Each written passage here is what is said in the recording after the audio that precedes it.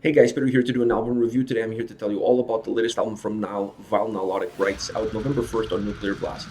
The album has 11 tracks, 55 minutes in length, and this is the band's 9th full-length studio album. New Nile record, almost brand new Nile band. What I mean by that is there's a 50% change, so there's two new additions to the band, Brad Paris on bass and vocals and Brian Kingsdale on guitar and vocals. This is their first album with the band. This record is just like an Egyptian curse, relentless and unforgiving. That is the best way for me to describe the overall experience of sitting down and listening to this record, going from the first all the way to the last track. To better explain this record to you, I feel like there are three main components at play, and that is structure, lyrics, and sound. These three are the spinal cord of this album. Starting off with structure, the album follows a very level approach of aggression and intensity, with perhaps the only exception to that being Thus Sayeth, the Parasites of the Mind, which is an instrumental, Middle Eastern driven track that comes towards the last 2/3 of the record and really works as a bridge track between the first portion of the record and the second portion of the record. Overall, the album has this progression to it, and they keep including more atmospheric storytelling elements to the record to really adorn the songs as the album moves along. With every single track, you see more and more adding of these atmospheric elements that really give life, and more important, they give spirit to the songs and really help enhance the storytelling that is present in the lyrics. So I really like to see that aspect of progression, of change, of evolution that this album has to offer as you move from track to track, going down all the way to the last track of the album. To me, that was absolutely delightful. I really enjoyed that aspect of the record. As far as lyrics are concerned, you're going to get Nile lyrics. You're not going to get anything that you haven't seen before from their records. But on this record, I really feel like there's a straight parallel line between ancient Egypt and what is happening in our society these days, with perhaps our own inability as humans, as a society, to see our own downfalls and follow down a similar path to the ones that our ancestors did. So I really feel that there's a strong correlation between the past mistakes, the things that were done that destroyed a magnificent civilization, and what we are doing now, and perhaps destroying our own great civilization. So the lyrics have a little bit of a caveat to it, have a little bit of a connection between the past and the present. Sound-wise, this album is very robust, very powerful, but to me the most important aspect of the sound on this record is the relay team aspect that the sound has. You have guitars, you have vocals, you have bass, you have drums. Not one single element oversteps the other.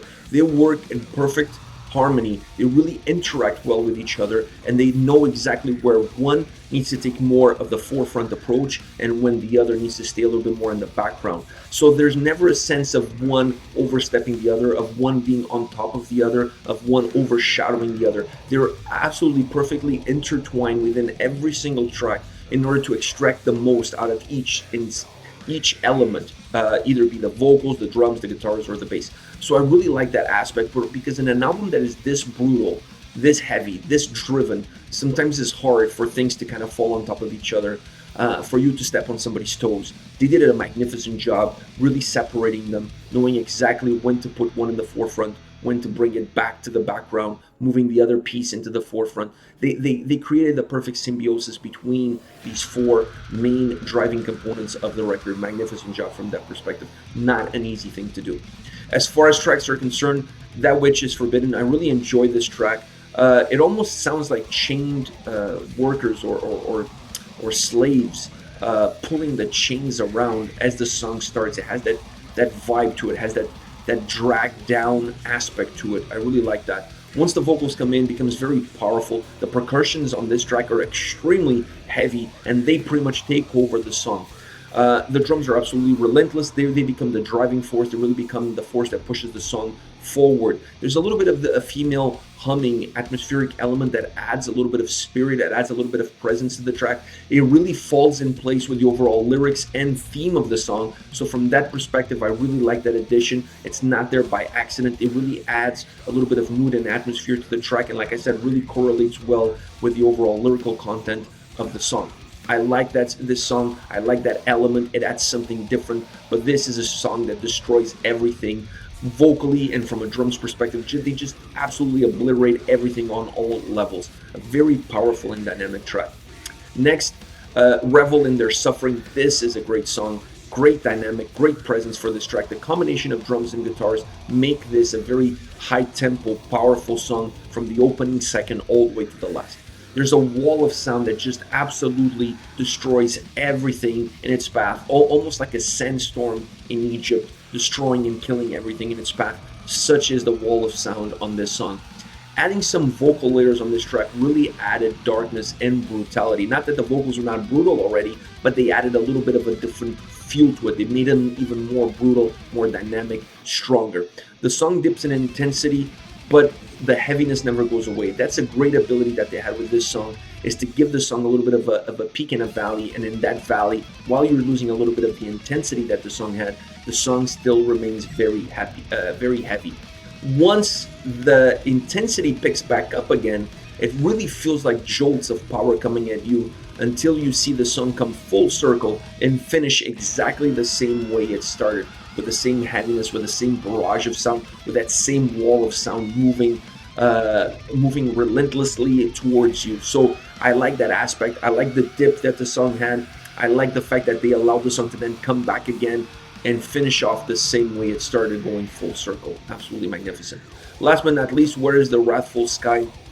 This song has a great opening drums, and not only they have opening drums, they also have this thunder, this crackling of the thunder in the background that adds some atmosphere that falls really well with the title of the track and obviously with the lyrical content of the song. So I like the fact that that crackling of the thunder really matches well the sound that's coming from the drums as it opens up, almost creating a comparison between the drums and thunder. So I really like that aspect. I really like that opening salvo. It works really well for the song. It really sets the atmosphere that this song is going to have. This is a song that changes dynamics a lot throughout the track. It's not a song that stays even keel all the way through. There's quite a few changes coming at you as the song progresses.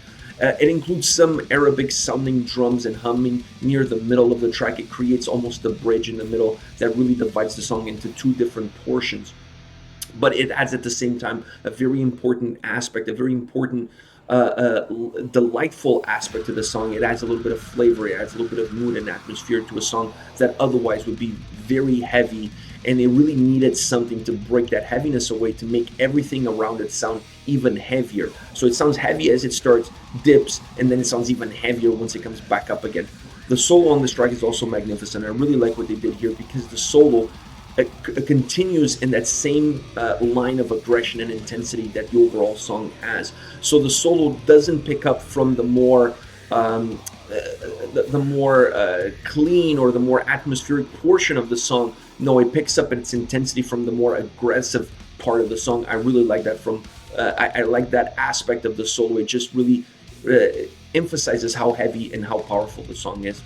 The use of vocals as an atmospheric element is also something that they did in this track, and that adds a little bit of darkness. It adds a little bit of mood to the song, and I like that aspect, because overall the vocals on this track are heavy, are brutal, and by adding a little bit of more of an atmospheric element in certain portions of the song, by using a different style of vocals, they added a different layer to the track.